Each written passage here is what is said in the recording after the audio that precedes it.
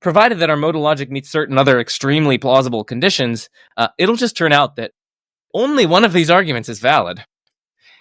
And it's the atheistic argument. Can one of the most famous arguments for God be turned on its head and be used as an argument for atheism? This is what a new paper is claiming, and to explain it, I have one of its authors, the legendary Joe Schmid of the Majesty of Reason YouTube channel. Welcome, Joe. I'm so excited to talk about this paper. I'm very excited to talk about it as well. Thank you for having me on. So the argument is about the ontological argument for God. So why don't we start with what is that and what was the original version? Because there's been lots of versions, right? Yeah. So ontological arguments are really a family of arguments for God's existence, and they all seek to show that God exists purely from the armchair, or purely a priori, as philosophers say. And that just means that their premises are supposed to be justified independently of sensory experience. So they typically try to derive God's existence from reflecting on the concept of God, or the nature of God, or the nature of perfection, or stuff like that. Now, you asked about the original version. Now, I think that's typically credited to Anselm, but I wouldn't be surprised if people pinpointed it in Augustine or even others before him, but typically credited to Anselm. And it kind of goes like this. Anselm says, hey, when we reflect on the concept of God, we see that God's the greatest conceivable being. But if God doesn't actually exist, then we can conceive of a being that's greater than God, namely one that's just like God, but which actually exists. But because we can't conceive of a being greater than God, right? Recall that God is the greatest conceivable being. It follows that God must exist. And he must exist in actuality or in reality, independently of our minds. So that's the kind of original ontological argument from Anselm. He actually has varieties of ontological arguments. He has 2, and some people even claim that he has 3. But that's the basic gist. Right. Okay. But we're not going to get into Anselm's argument because there's plenty of material on that. And your paper is about this newer version, what's called the modal ontological argument. So why don't we unpack what is this argument? And maybe before that, explain what this term modal is. What's modal logic? What does this mean? Yeah. So a little bit of context. Philosophers more recently have kind of distanced themselves from Anselm's version of the ontological argument, mainly because notions of conceivability, at least the ones that he employed, are a little bit slippery. It's a lot easier to work with notions of possibility and the kind of formal systems that we've recently developed to think very rigorously and logically about modality, which I'll explain in a second. And also because a lot of people think that Anselm's argument relies on some pretty hefty and controversial underlying assumptions about existence. A lot of people argue that he assumes a controversial view called Meinongianism, according to which there are non-existent things, and so on. A lot of people argue that he assumes a version So when you say there are non-existent things, do you mean I can imagine a unicorn? Does the fact that I imagine it mean it exists? I mean, is that what you're referring to? Roughly speaking, yeah. A lot of Meinongians will think that there are some things that don't exist, such as unicorns and Harry Potter and other sorts of things. And other people argue that Anselm's argument assumes a pretty controversial distinction between different ways or modes in which something can exist. So this is called ontological pluralism, and a lot of philosophers reject that because Anselm talks about existing in the mind versus existing in reality. But anyway. And some philosophers say, no, it either exists in reality or it doesn't, and that's it. Is that right? And there aren't different modes or ways of existence or anything like that. Right. There's just a single univocal sense of existence that applies to everything. That's kind of philosophical orthodoxy right now. But anyway, I'm just pinpointing that, or I'm highlighting that there are lots of reasons that philosophers have kind of drifted away from Anselm's original argument. There's still some notable defenders, but for the most part, the contemporary discussions on ontological arguments concern the modal ontological argument. So this is first and foremost, of course, an ontological argument, right? So it's supposed to be an argument from the armchair, an a priori argument for God's existence. But it proceeds from the possibility of God's existence and then tries to conclude that from that God actually exists. So, you asked me about so-called modal matters. Modality just concerns possibility, necessity, and impossibility. Okay, so those are all modal distinctions, or distinctions in the mode or way in which something could be true, or perhaps exist. Now, the simplified version of the modal ontological argument that I tend to give to people on the airplane, because I'm always talking about the modal ontological argument on airplanes with people. It goes like this. This is the simplified version. Hang on, is this when they're asleep or when they are awake? It's right before they fall asleep. Okay. It's like seconds before they fall asleep. So the first premise is that God possibly exists. The second premise is that God's existence is either impossible or necessary. And from those two premises, it follows that God necessarily exists, and hence he exists. Right? Because if God's existence is either impossible or necessary, and as the first premise says, it's possible, then it's not impossible, so it must be necessary. And if God's existence is necessary, then he must exist. Now, and it feels like, Joe, you've got to concede it's possible, right? So you're like, and now I've got to, it's actual. What? Right. Well, let's hold off on that. That's a really good thought, because that's sort of confusing. Not that you think this, but it's sort of confusing epistemic and metaphysical modality, which we'll get to for the audience. But maybe a more precise formulation than this airplane rendition would be as follows. And this one makes clearer the relevant contentions about God's nature, the relevant logical inferences that are supposed to be underlying the argument. And this is a kind of canonical version in the literature that you can see. It's the version that we talk about in our Stanford Encyclopedia of Philosophy entry. You can link that in the description. I co-authored that with Graham Oppy and Josh Rasmussen. So if people want to look into this further, they can look into that as well. But here's the more rigorous and precise canonical version of the argument. So the first premise is that necessarily, if God exists, then it's necessary that God exists. The second premise says, possibly, God exists. And the conclusion that's supposed to follow from those, at least in certain versions of, or certain systems of modal logic, is that God exists. So think of that first premise as saying that in any possible world in which God exists, God is a necessary being in that world. So it's kind of like it belongs to the very nature of God that he's a necessary being. So for any world in which there's a God, go to that world, God's a necessary being. The second premise then says that, well, hey, there is some possible world in which God exists. And from those, it follows that there's some possible world in which a necessary being exists, and in which that necessary being is God. And so from those, it follows that it's possibly necessary that God exists, right? Because there's some possible world in which a necessarily existent God is real. And according to a relatively popular but not uncontroversial axiom of modal logic called axiom B, whatever is possibly necessary is just actual. So if God's existence could be necessary, then it is the case. God actually exists. And so it follows from this argument, together with that modal axiom and some other stuff, that God actually exists. So can you unpack this connection between necessary exists and possible worlds? I mean, are we to think that if something is necessary, then it just exists in every possible world? Is that what we mean when we say necessary? Yeah. As we're using it here, necessary existence is really just a matter of existing in every possible world. So a necessary being or a necessarily existing thing must exist. It cannot fail to exist. Its non-existence is impossible.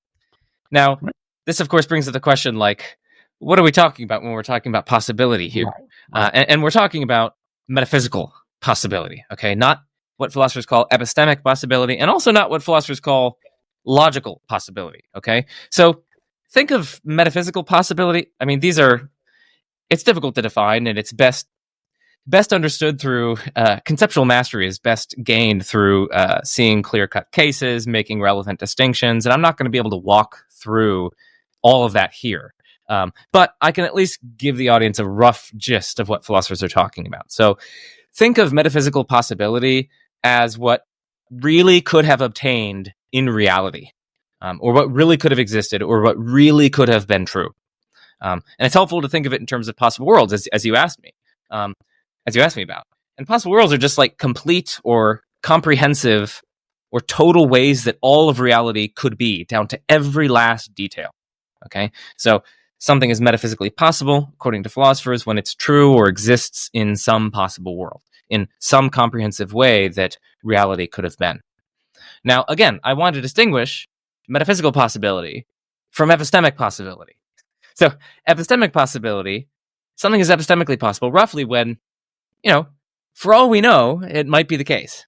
So, Right. I haven't, my curtains are there, right there. You can't really see them. And I haven't looked outside for quite some time. And, there's some chance that it was going to rain at this point. So, for all I know, it's raining outside. That's like an epistemic possibility. Let me give you this example. Arsenal will win the league next year. What kind of possibility are we talking about? Yeah, so the claim would be Arsenal could win the league next year. It just depends on what you're intending to convey there. I mean, you could be intending to convey that, no, it really is like an objective matter of reality that Arsenal really could win the league. Like they have the various players have various powers, and various other players have various powers, and they really could exercise their powers in such a way jointly that Arsenal eventually ends up in reality lifting the trophy. But you could alternatively just be making a claim about your current state of knowledge. Like you don't know who's going to eventually win the league. And that would then be a statement of epistemic possibility. So maybe it's easier to give like an example. So like consider Goldbach's conjecture. I think the conjecture is that every even number greater than 2 is the sum of 2 primes. I think that's the conjecture, if I recall correctly. Now, we don't currently have a mathematical proof of this or any other kind of proof of this. We've checked it for I think millions upon millions of cases, and it checks out in those cases. But we certainly don't have a proof yet. And so philosophers and mathematicians generally tend to think that, in mathematics, we kind of need a proof in order to know these things. That's why it's called merely a conjecture at this stage. But if it's true, it's necessarily true. I mean, it's a mathematical fact about numbers and what numbers add to which other numbers. I mean, it's either it either could not fail to be true, or it could not fail to be false. Like it's either necessarily true or necessarily false because of the very nature of mathematics and addition. But it's epistemically possibly true and also epistemically possibly false. So it's not like epistemically necessary, as it were. It's not known one way or another whether or not Goldbach's conjecture is true. So in some sense, suppose it is in fact true. Suppose Goldbach's conjecture is in fact the case. It could still be epistemically possibly false because we don't know. We currently are in a state of kind of ignorance about that. Our current knowledge base leaves open whether or not it's true. But it's not metaphysically possibly false. In other words, it's metaphysically necessary. It couldn't have been false. Again, supposing that it is in fact true. So that kind of illustrates the distinction between metaphysical possibility and epistemic possibility. Now, before I turn it over to you, I do want to get some other distinctions on the table. So metaphysical possibility is different from physical possibility, as philosophers tend to use it. Physical possibility is really just a matter of being consistent with the laws of nature. So, traveling at 30 miles per hour, that's physically possible. But traveling faster than the speed of light, that's not physically possible. Violates certain laws of nature. But we might think that there's nevertheless some broader sense in which it's really possible to travel faster than the speed of light. Since we might think that it's really possible for the laws of nature themselves to have been different. And so we might think that superluminal speed is, as philosophers say, metaphysically possible, even though it's physically impossible. It's sort of debarred by the laws of physics. But again, we might think that there's a broader sense in which the laws of physics themselves could have been otherwise, and that sense is a kind of metaphysical possibility. And then finally, metaphysical possibility is different from mere logical possibility. Okay, so again, this is a rough gloss, but something is logically possible just in case it's not self-contradictory, and it's not logically inconsistent in any way. So, for instance, it's logically impossible for it to be the case that both I exist and I don't exist, because that's contradictory. We can derive a formal contradiction from that. And of course, that's also metaphysically impossible. But consider the following. Water is H3O. There's no strict formal contradiction in that statement. Like, you're not going to be able to derive purely from that statement and applying rules of inference like modus ponens, modus tollens, disjunctive syllogism, etc. You're not going to be able to derive a strict formal contradiction just from that statement. So it's logically possible. It's formally consistent. But philosophers tend to think that it's not metaphysically possible. Water, according to at least many philosophers, water is essentially H2O. It just couldn't have been H3O. That just wouldn't be water. It would be some other type of chemical compound. So water being H3O is not metaphysically possible, even though it is logically possible. I mean, one other case, because I think a lot of people like to contest that thing, and a lot of people get very confused about, anyway, a lot of people get confused about that case. Here's maybe a more perspicuous case, and I again turn to mathematics. There are numerous undecidable mathematical propositions. That is, propositions P such that neither P nor not P is provable. So neither of those is provable. That's what it is for a mathematical proposition to be undecidable. And this means that for any undecidable proposition P, both P and not P, each of those individually, is logically consistent. But true mathematical propositions, philosophers tend to think, are metaphysically necessarily true, and false ones are metaphysically impossible.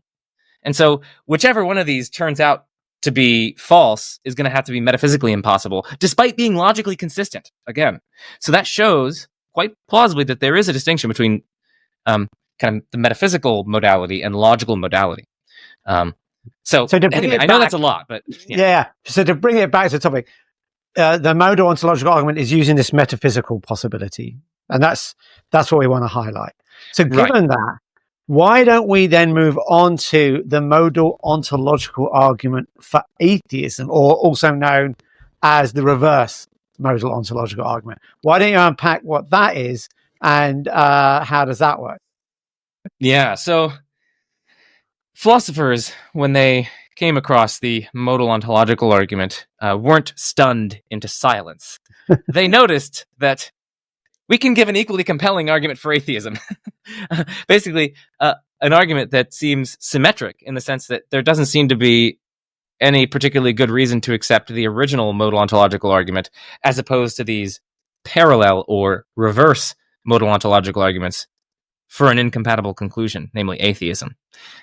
So this is a kind of challenge for standard modal ontological arguments for theism, because they just face parity arguments or parallel arguments for an incompatible conclusion, but which are seemingly just as plausible and just as well motivated as the original argument. So there doesn't seem to be any particularly good reason to side with the original modal ontological argument as opposed to the parallel ones. And of course, you can't side with both because they reach inconsistent conclusions, namely theism and atheism. Okay, so let's actually go through it. Remember the original modal ontological arguments that I was giving. I gave the airplane version and the more precise version.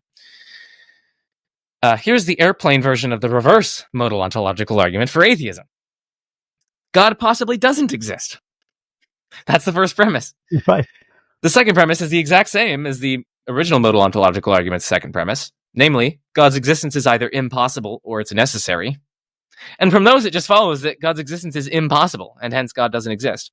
Right? Because if God possibly doesn't exist, that's just to say that God's existence is not necessary. Right. And given the second premise that God's existence is either impossible or necessary, and it's not necessary, it follows that God's existence is impossible, and hence God doesn't exist. So that's the airplane version. But remember, I gave a more precise formulation, which makes clear the relevant contentions about God's nature, etc. Again, it has the same first premise, what we can call the necessity premise, which basically just says that in any world in which God exists, God's a necessary being. More precisely, it is necessarily the case that if God exists, then it's necessary that God exists. The second premise then says, possibly God doesn't exist, which, is just like the second premise of the original modal ontological argument, that possibly God does exist.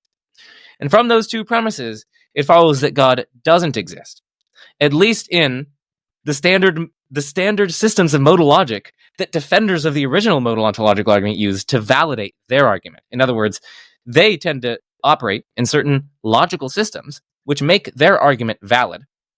And in those same systems, this reverse argument is valid. So notice, this argument has a contradictory conclusion. It has the exact same first premise, and the second premise is just seemingly epistemically parallel to the second premise of the original modal ontological argument. There doesn't seem to be any particularly strong reason, at least a priori, to favor one of these possibility premises over another. The original possibility premise that says possibly God exists, and the reverse possibility premise that says possibly God doesn't exist. So that's, of course, the symmetry problem, which is the biggest problem. Let's come on to that, because it seems to me then that either one of those assumptions must be false, or there's some symmetry breaker that says, okay, they look symmetrical, but in fact, there's something that makes them not symmetrical. So why don't you sort of tell us, is that right? Is it one of these two things? Either one of the assumptions is wrong, or there's a symmetry break, or is there a third option? Where are we at? Good, yeah. So I would say it's pretty close. There is a third option, and I would put it slightly differently. I would say that either one of the premises in one of the arguments is false, or else the correct logic for metaphysical modality ends up rendering at least one of the arguments invalid. I mean, because if you adopt a logic that validates both arguments, well, then if you want to advance one of the arguments on behalf of theism or atheism, then yeah, I mean, you're certainly going to need, as you say, a symmetry breaker that distinctively supports their favored possibility premise. But as we point out in the paper, and I'm jumping the gun a little bit, there are modal logics which are independently motivated and which allow you to accept all of the premises in both of the arguments. And that doesn't lead you to inconsistency, because on those modal logics, one of the arguments turns out to be invalid. That conclusion doesn't actually follow from its premises. So you're favoring one version over the other, even though right, it's very, very symmetrical. Right, we're kind of pinpointing an asymmetry between the arguments, which have been largely assumed to be perfectly symmetrical so far in the literature. So maybe I can... Before we get into that, maybe just highlight, just very, very briefly, what are some of the symmetry breakers that had been suggested for both sides before this paper came out? Right, yeah. So there are a lot of them. I'll do it very briefly. For the audience, if you want to check out basically like a comprehensive... It's a little bit risky to say comprehensive. An almost comprehensive survey of all or almost all proposed symmetry breakers in the literature, they should check out my manuscript on Phil papers called Symmetry Breakers for the Modal Ontological Argument. You can link that in the description. I highly recommend checking it out. I think it'll serve people pretty well. Therein, I just systematically survey all or almost all of them in the literature. Okay, so what are some of them? Well, some of them just seem like obvious failures. I'll mention those, which people tend not to defend nowadays. One of them is like people appeal to conceivability. So like they say, hey, God's existence seems conceivable, so I can motivate the possibility of God's existence by some kind of conceivability to possibility link. If something is conceivable, if I can imagine it, then that either entails its possibility or it at least gives us evidence that it's possible. And so we can motivate the original possibility premise that way. Now, of course, the obvious problem with that is that it's also conceivable that God doesn't exist. I mean, I'm not like conceptually confused. Like, Graham Oppy is not conceptually confused in thinking that God doesn't exist. And you can develop and imagine fleshed out naturalistic visions of reality, or even non-naturalistic visions of reality, which don't feature God. So it's totally conceivable also that God doesn't exist. So conceivability doesn't break symmetry. People on Twitter are painfully apt to point to God's logical consistency, and they think that, like, in order to deny that premise, you have to say that there's some sort of contradiction in supposing that God exists. That's confused for at least two reasons. Firstly, the argument concerns metaphysical modality, not logical modality. Again, this is why we went through the stuff that we went through earlier. You don't show that God is metaphysically possible just by showing that he's logically consistent. I mean, water being H3O is logically consistent. That doesn't follow that it's possible that water is H3O. Water still couldn't have been H3O. And likewise with the undecidable mathematical propositions. If you could use this reasoning, you could actually end up proving these mathematical propositions. So like that, and that would just be silly. Like, go try to submit your findings there to a mathematical journal. You would be laughed off. So yeah, logical. So I mentioned two reasons why this is confused. The second reason why that's confused is that there's also no strict logical contradiction in the claim that God does not exist. You just introduce an individual constant g, which is supposed to be referring to God, and you just say there does not exist an x such that x is numerically identical to g. There's no strict formal contradiction of that, provably logically consistent. So you would also be able to show that you'd also be able to motivate the reverse modal ontological argument in that way. So those are some obvious failures, but here are some ones that aren't maybe obvious failures. Alexander Proust has two interesting ones that are attempting to justify the theistic possibility premise over and against the reverse possibility premise.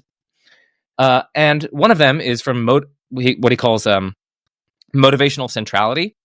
So Alexander Proust points out that, like, theistic belief is motivationally central to a lot of people's flourishing lives. A lot of people flourish, and their flourishing is partly constitutive of, or at least flows from, their belief in theism. And he argues that if a belief is motivationally central to flourishing lives, that gives us reason to think that it's possible. Again, you said we should be brief with that. If people want to look at my assessment of that, they can read the paper that you're going to link in the description.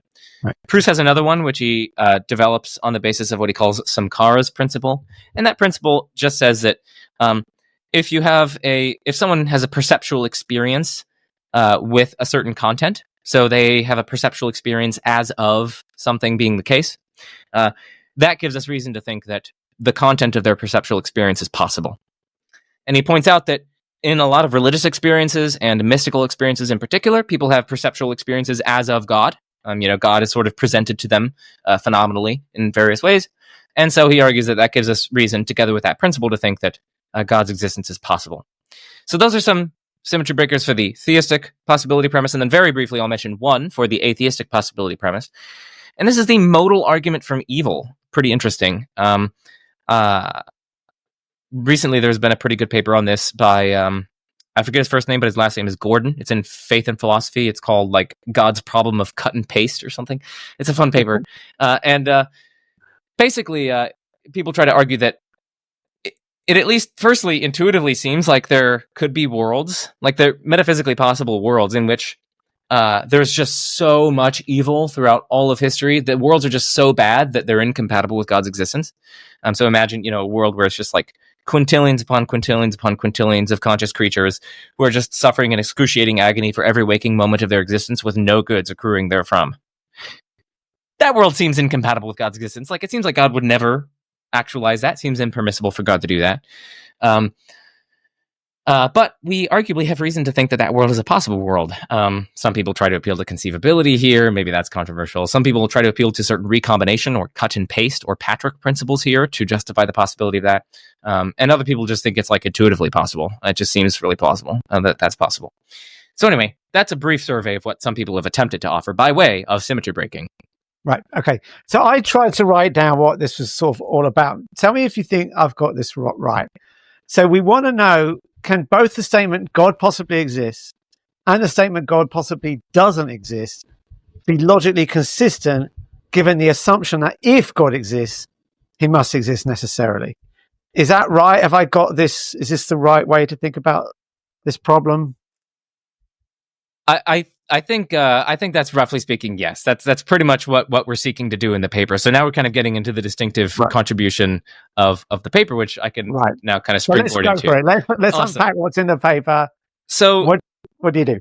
Yeah. So I mean, prior to our paper, the literature had been basically focused on symmetry breakers galore, and there's just been so much of an emphasis on the need for symmetry breakers and how these arguments are symmetrical, it seems. But the need for symmetry breakers is only pressing if both arguments are valid, if both the original modal ontological argument and the reverse modal ontological argument are valid, right? Because if both arguments are valid, then that leads you to, if you accept all of the premises, you're going to get these inconsistent conclusions, and you can't accept inconsistency. So you would have to kind of like break the symmetry between the arguments. You need some reason to prefer one of them over another if you want to be consistent. But if we adopt a sufficiently weak modal logic, actually we can accept both possibility premises and the necessity premise, as you were just saying. So that necessity premise says that, God would be a necessary being if he existed at all. And if we accept such sufficiently weak modal logics, which allow us to accept both arguments, or rather accept all the premises of both arguments, I should say, then provided that our modal logic meets certain other extremely plausible conditions, it'll just turn out that only one of these arguments is valid. And it's the atheistic argument. And this is where the distinctive contribution of our paper comes in. We essentially note there's a totally underexplored way of avoiding the symmetry problem and accepting all of the reasonable motivations for each possibility premise. Namely, by adopting a logic weaker than what philosophers call system S5, such as a system like system S4 or a system Now, like before you KT. unpack that, I just want to make it clear, weaker here is better because you're saying we're going to assume less, or there's less controversial ways to explore the possibility space. So weaker is better, right? It doesn't commit to as many axioms. You're Right. not saying, well, I mean, one might think that sometimes, stronger is better because it allows you to explain more. So it's not like, an inviolable rule that weaker is better. But in this case, stronger logical systems just basically take all the commitments of weaker logical systems and then add on for further commitments, which philosophers tend to try to give counterexamples to and whatnot. So, yeah, stronger systems generally, for that reason, tend to be much more controversial than weaker ones. So that's a really good interjection. Now, if we adopt one of those weaker logics like S4, we can consistently accept the possibility of God's existence, the possibility of God's non-existence, and the claim that necessarily God's a necessary being if he exists at all. And many such weaker logics are already independently motivated.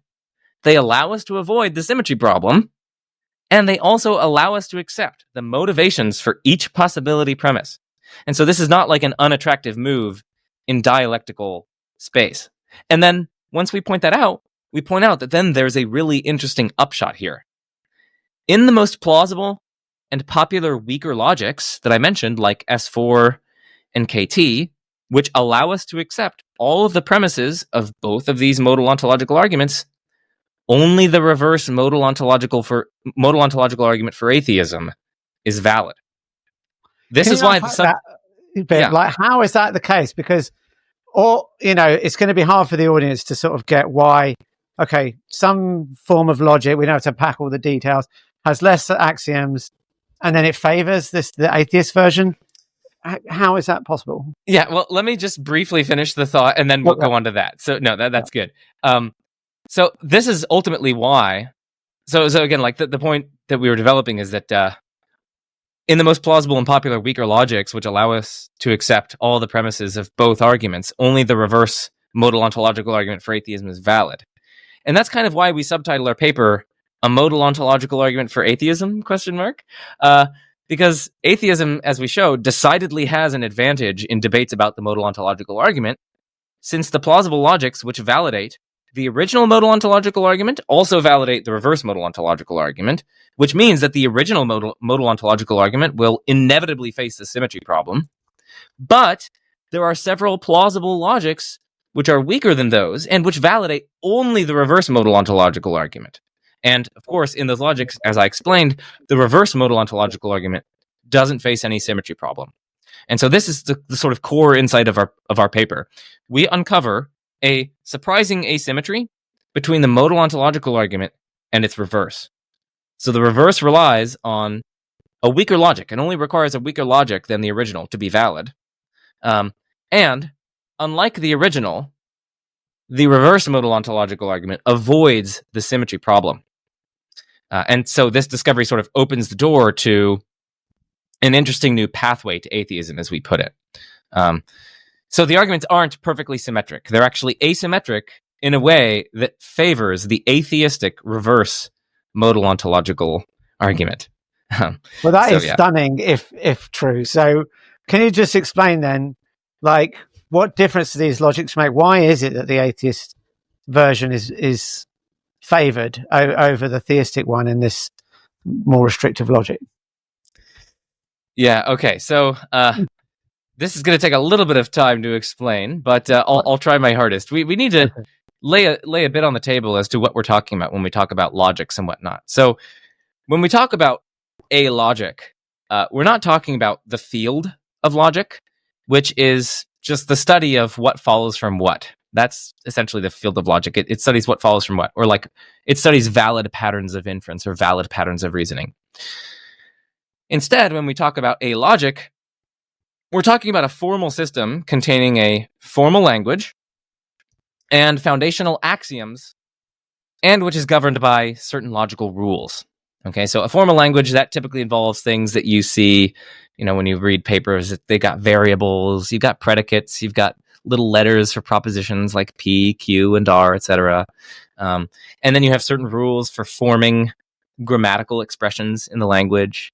And then, in addition to that, you posit certain foundational axioms. And then the system as a whole is governed by certain logical rules. For instance, inference rules like modus ponens. Okay, so that's the basics of what a logical system is. Now, different logical systems or formal systems, that is, different logics, will typically differ by differing in which axioms they include. Okay, so stronger systems, as we said earlier, include more axioms. Weaker systems include fewer axioms. And it's worth noting that logical systems can be defined in several different ways. Sometimes they're defined kind of as I just now did, as a collection of axioms together with certain rules of inference, which allow you to derive formulas from other formulas.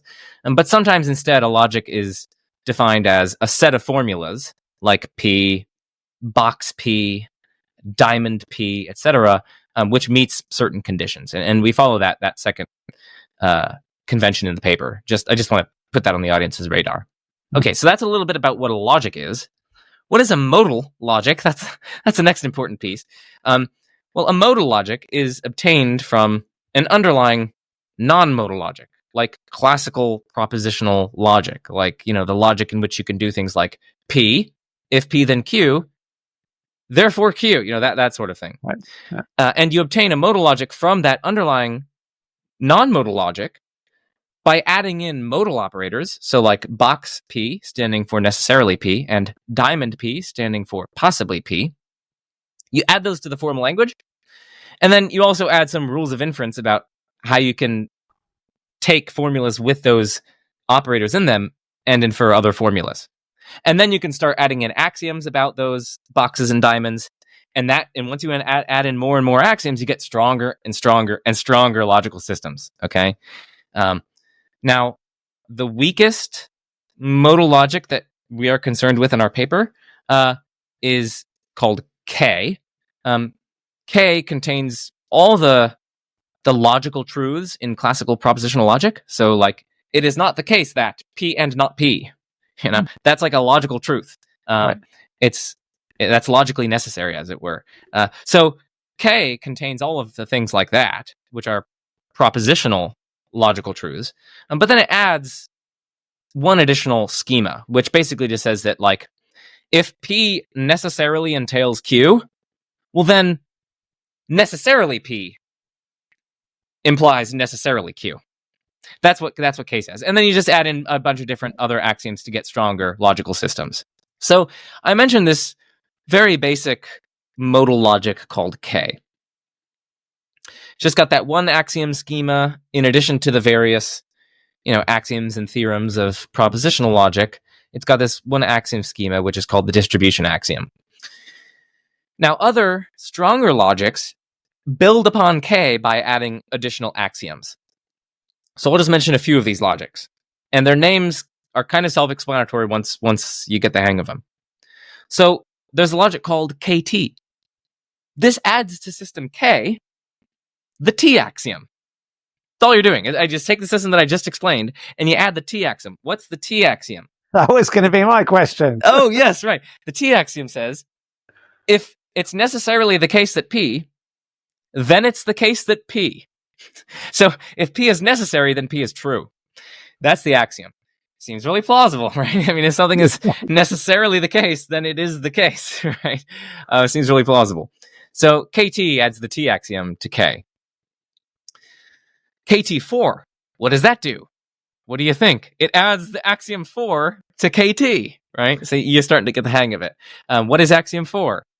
Well, axiom 4 just says, if it's necessarily the case that P, then that itself is necessarily the case. In other words, if P is necessarily true, then it's necessarily true that P is necessarily true. So that's the axiom 4, or the 4 axiom. And so system KT4 results from adding that 4 axiom to system KT. Likewise, KT4b. Oh, can you guess what that does? Oh, yes, you're right. It adds axiom B to KT4. So what is axiom B? Well, I actually mentioned it earlier in this stream.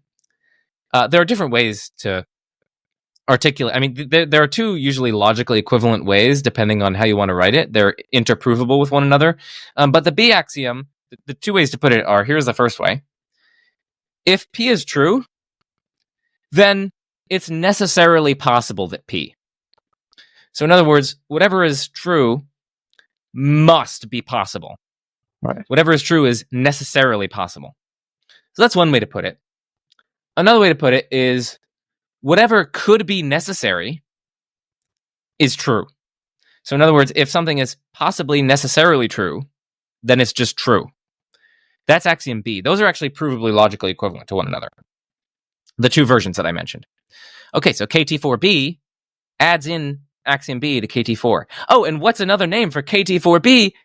System S5 that you oftentimes hear people talk about in the modal. This is the one you hear a lot. This modal argument is based on S5. So you've just explained what S5 is. Brilliant. Right. I just basically gave you guys what S5 is. I've been building up to it. And I've tried my hardest to do this in a way for people who haven't learned modal logic. I'm sorry. I think you're doing a great job. Honestly, okay. I think you're superb. Okay. It seems very clear.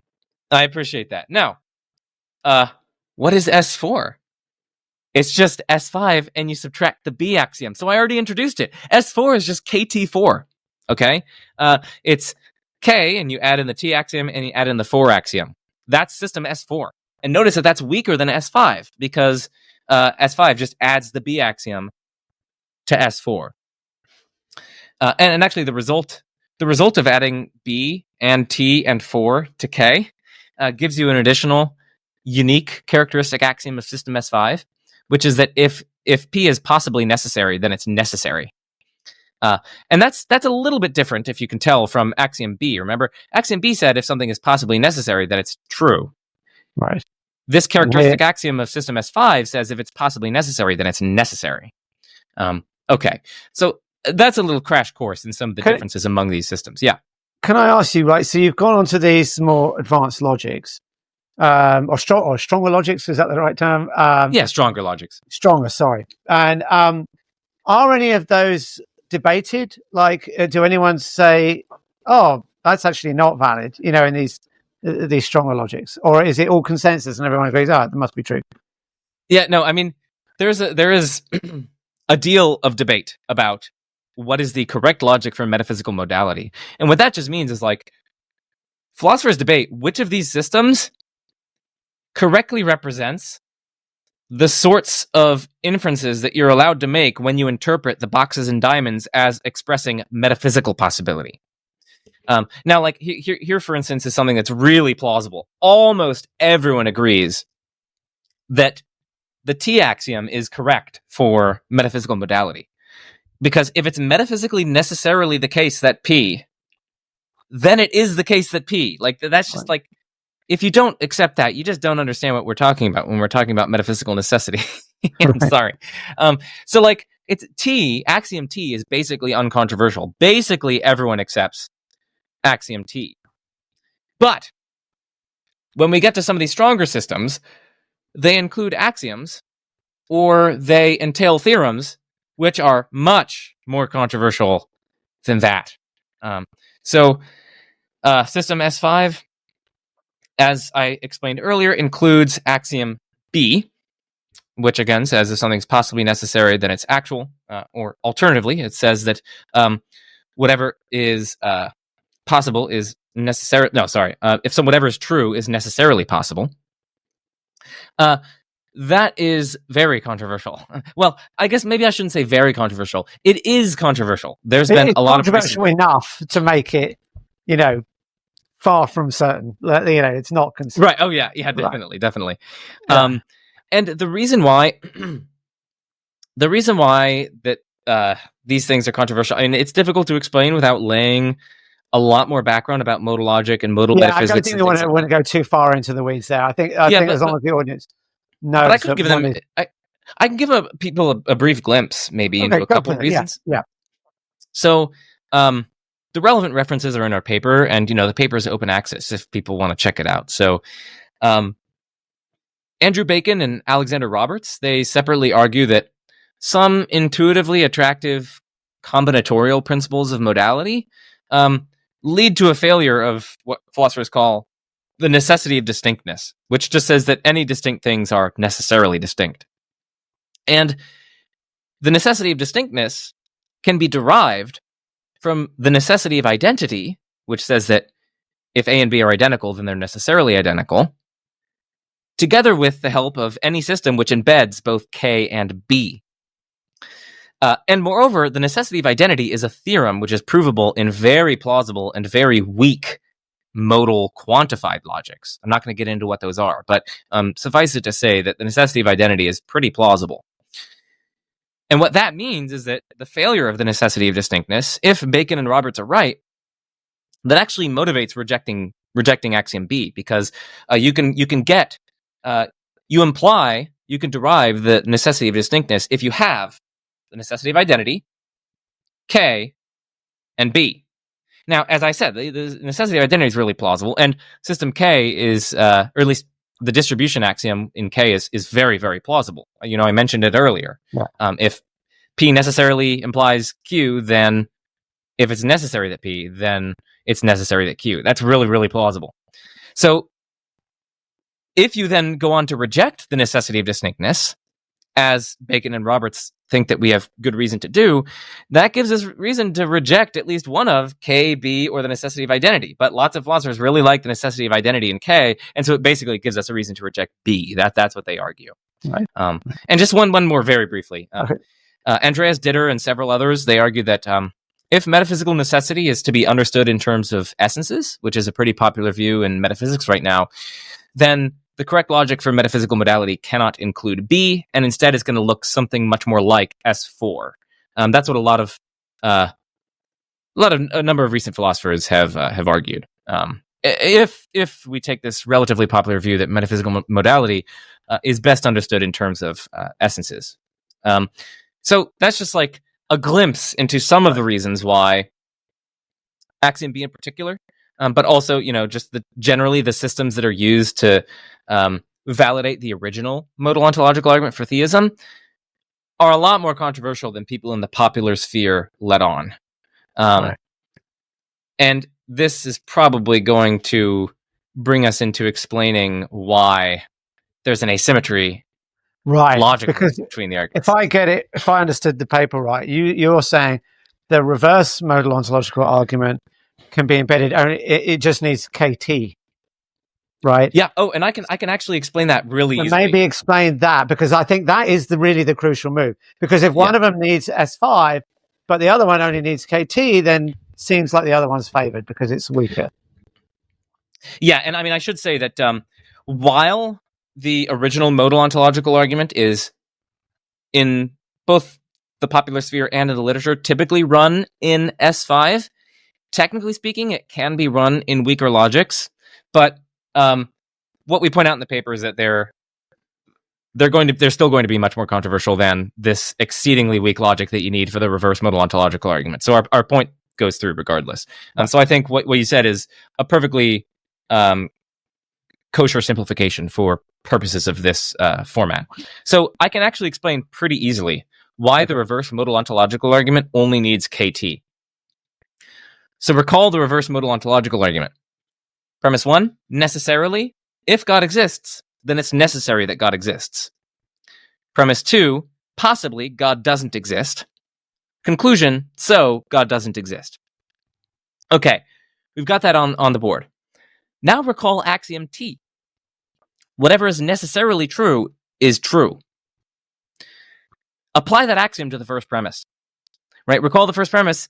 It's a claim to the effect that it is necessarily true that if God exists, then it's necessary that God exists. Okay, when we apply axiom T says whatever is necessarily true is true. Okay, so this conditional claim is necessarily true according to premise 1. So given T, it's just true, right?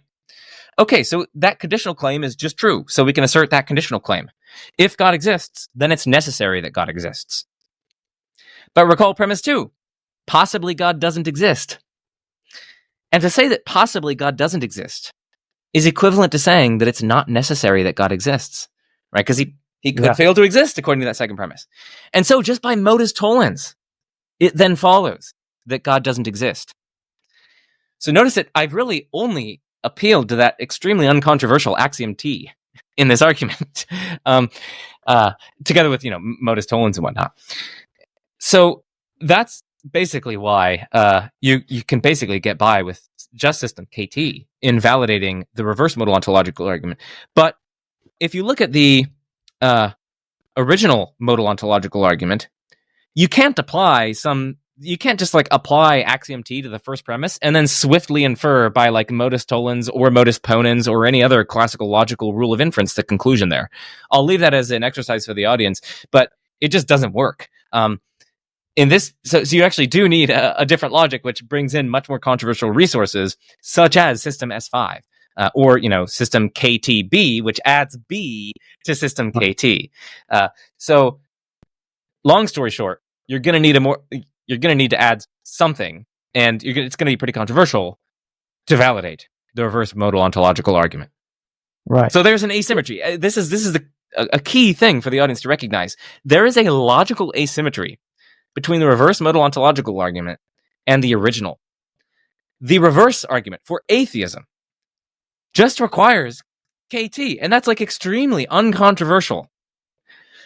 The original modal ontological argument requires a logic which is more controversial, and so there is a decided advantage in favor of the reverse modal ontological argument.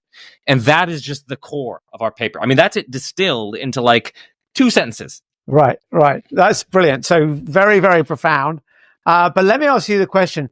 What if KT isn't the right system to use? What follows then? Does it all fall apart?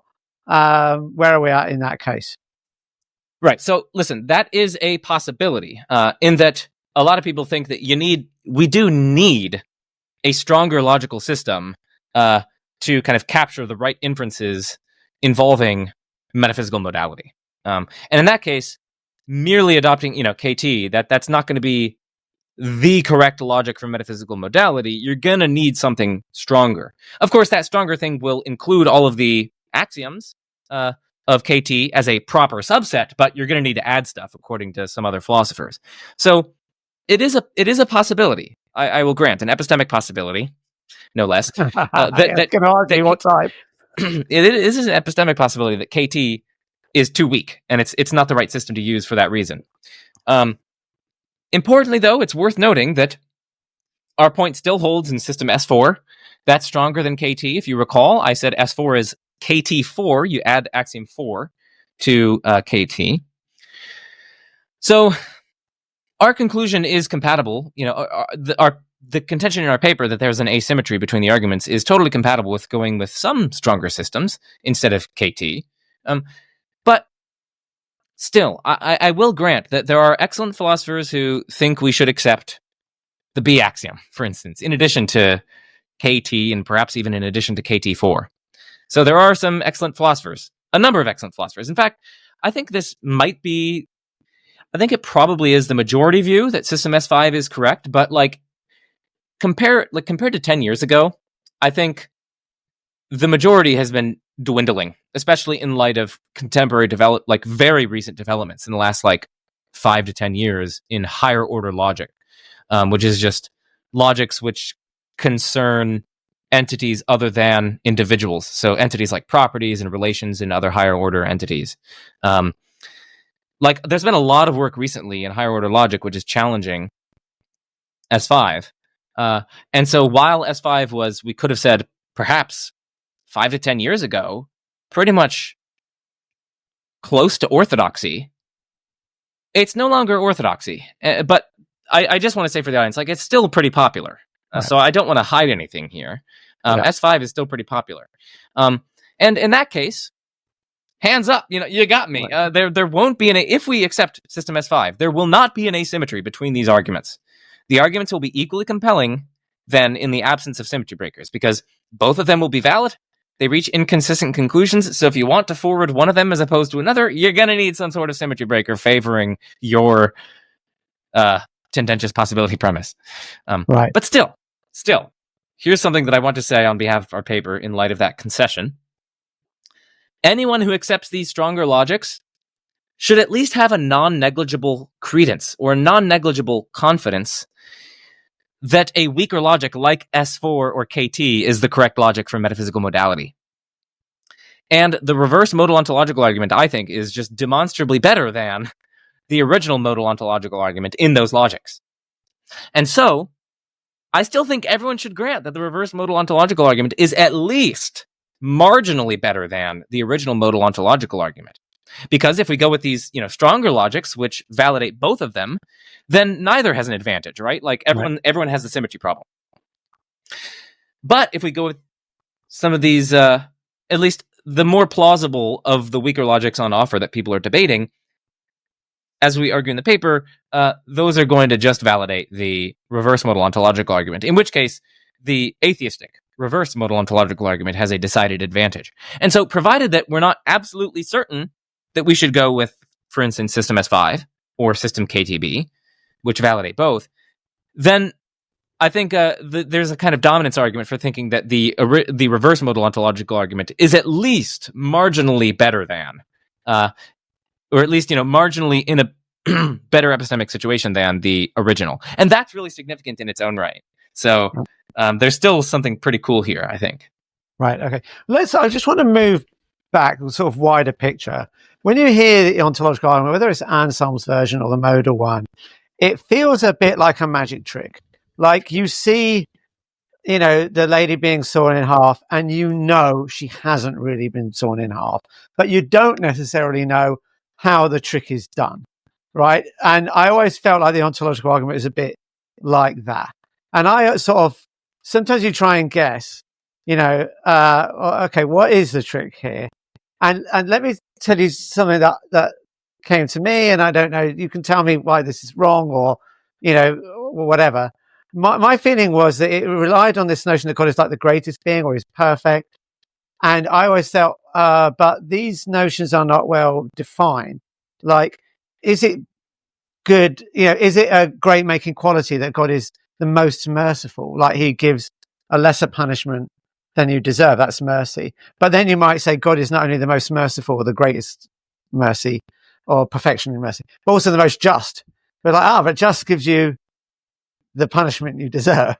So you could pick which things you think is either greatest. Is it greater to have the most amount of knowledge, in which case you would know everything, or is it greater to learn things, in which case you couldn't have known everything because it's great making property to learn things. So is this in any way relevant to the ontological argument, or is it going nowhere? I mean, I think these are, reasonable concerns that one might raise. I tend not to think that this is an issue with perfection being ill-defined. I tend to think that these worries are more so about just how we can justify claims about which properties are perfections or which properties kind of necessarily contribute to the greatness of their possessors, or which properties, as philosophers say, are great making. And I think that's a reasonable concern. Those claims aren't super easy to justify. For the audience, some recent work, there has been work on this topic about how we are to justify claims like this. They could check out Jeff Speak's book, The Greatest Possible Being, or, Brian Leftow has a recent book called Anselm's Argument, where he talks about this sort of thing. Yujin Nagasawa has a book called Maximal God, where he goes into pretty significant depth about what exactly it is to be a perfection, how are we to justify these sorts of claims, etc. And listen, I suppose all I can say here is, firstly, this is a reasonable concern, but secondly, it's not totally hopeless to try to justify these claims. We just have to try to do our best in teasing out implausible consequences of claiming that some property is a perfection or great-making property. We have to do our best in trying to probe our intuitions about general principles about greatness and maybe balancing those against intuitions about particular case judgments. We just sort of have to roll up our sleeves and do some admittedly somewhat difficult philosophy. But I tend not to think, as I said at the beginning, that this is a worry for being ill-defined. It's more so a reasonable concern, but perhaps not an insuperable concern for claims about which properties are great-making or which properties are perfections. Right. Now, going back to your paper, it's come out pretty recently, but I presume you've put it through at the mill, as it were, and got some feedback from your theist colleagues, what objections have they raised, or do they like, yep, convert me, I'm an atheist? What's the reaction? Well, listen, the basic logical observations of our paper are provable. So at least pretty much everyone to the debate accepts those, which is cool. I mean, that's awesome. We can all at least agree on some of those things. And we argue, we point out that those provable logical points have some interesting and heretofore not noticed ramifications. So that has largely gone uncontested precisely because the relevant logical points at least are provable. Now, this is not to say, again, that theist philosophers have been stunned into silence, as I say. One popular reply that we've received is simply to insist on S5 or some other pretty strong logic for various reasons. Now, listen, we address some extant reasons offered in support of S5 in our paper.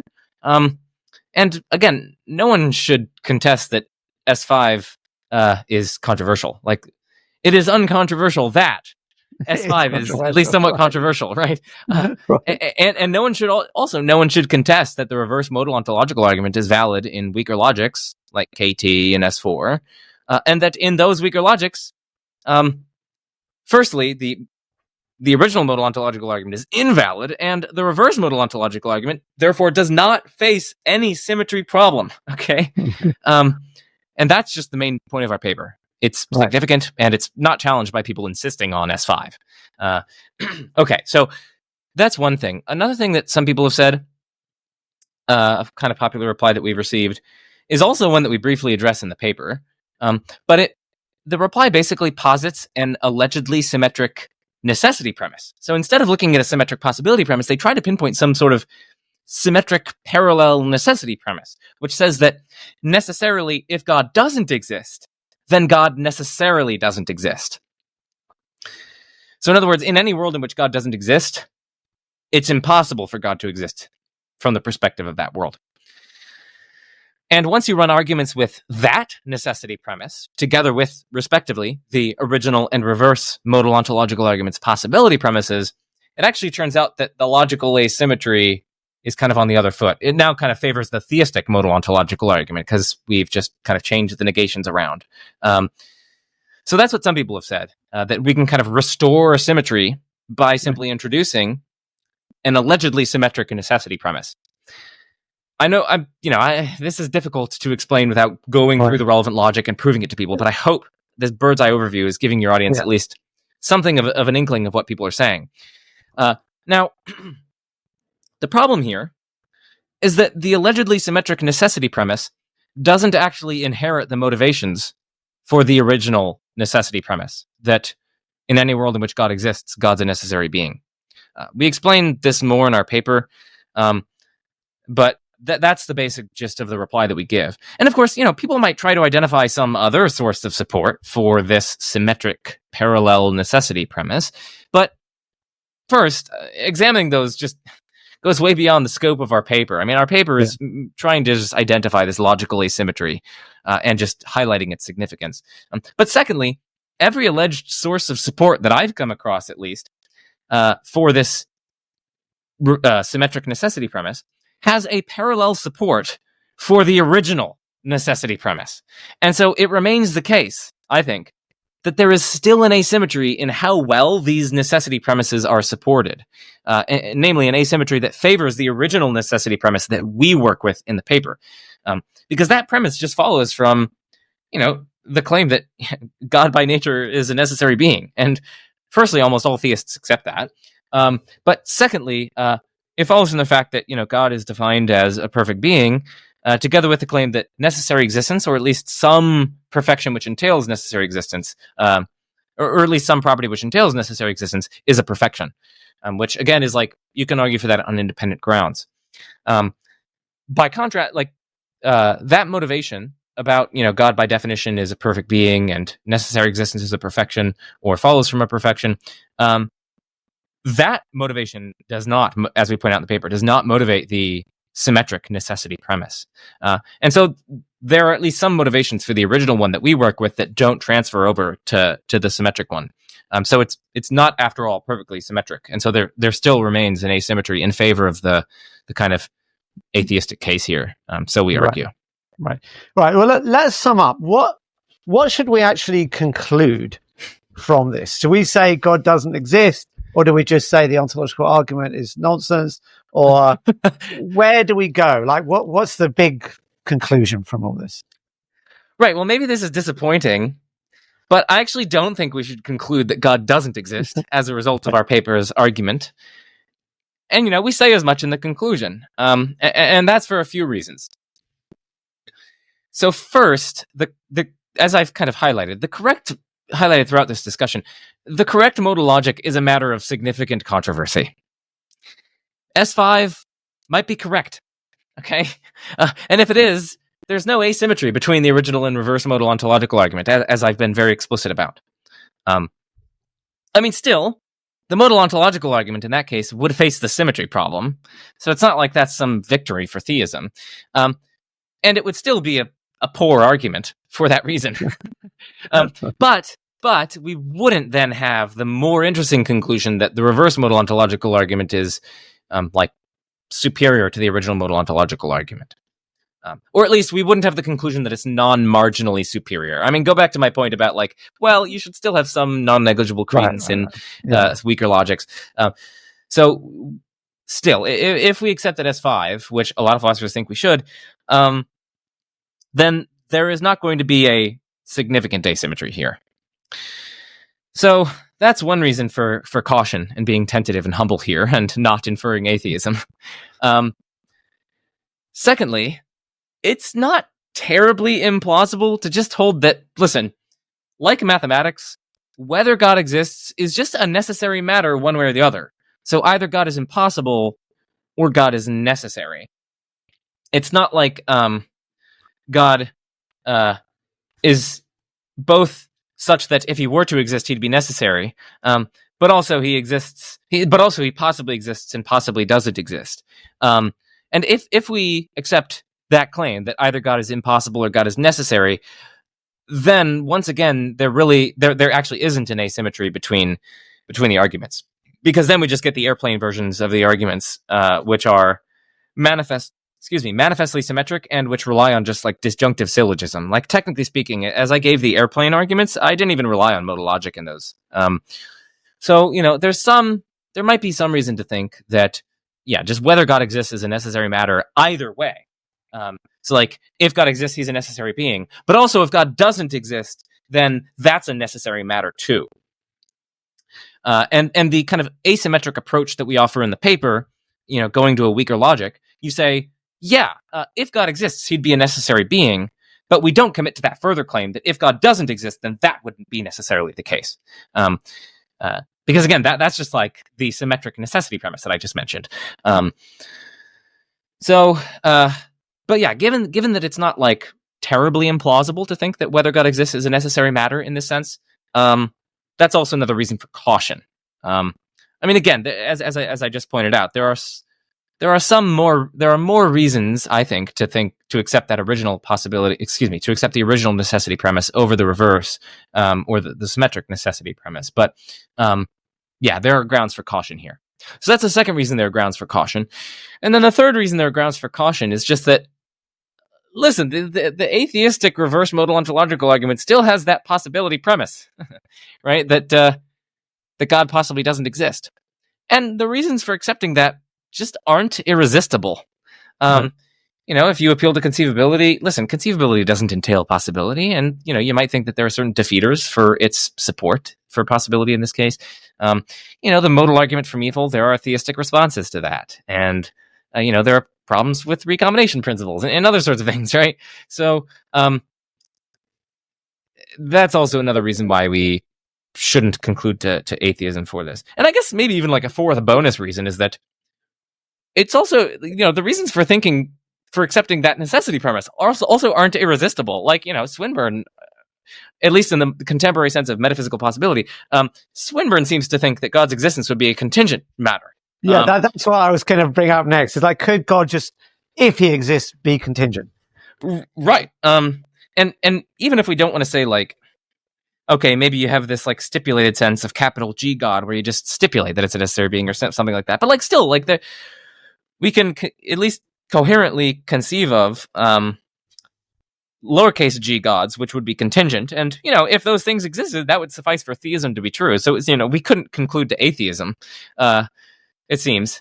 So, yeah, I mean, there are some reasons why we might not want to conclude that God doesn't exist as a result of our paper's argument. But that doesn't void our paper of significance.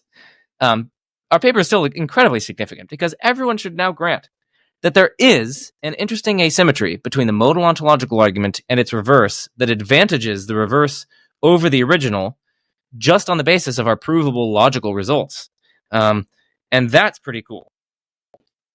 Right. Well, Joe, it has been absolutely brilliant having you on. This is so incredibly fascinating. I look forward to see what the dialogue is on this. And if you like this content, please like and subscribe and let us know your thoughts in the comments. Thanks, Joe. Thank you.